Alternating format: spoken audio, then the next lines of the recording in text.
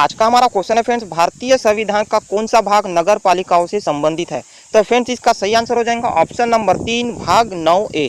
तो इससे संबंधित और अधिक जानकारी देखते हैं फ्रेंड्स। भारतीय संविधान का भाग 9A नगर पालिकाओं के संदर्भ में अंतर्विष्ट प्रावधानों का वर्णन करता है। संविधान 74वां संशोधन अधिनियम 1993 के द्वारा नगर पालिकाओं के संबंध में संविधान में प्रावधान किया गया। भाग 9 पंचायतों से संबंधित है, जबकि भाग 9B सहकारी समितियों से संबंधित है। फ्रेंड्स आपको ये कम समय में अधिक जानकारी फ्रेंड्स बहुत ही अच्छी लगेंगे फ्रेंड्स इसी तरीके का स्टडी मटेरियल और भी प्राप्त करने के लिए फ्रेंड्स आप हमारे चैनल को जरूर से जरूर सब्सक्राइब करें फ्रेंड्स और सपोर्ट करें।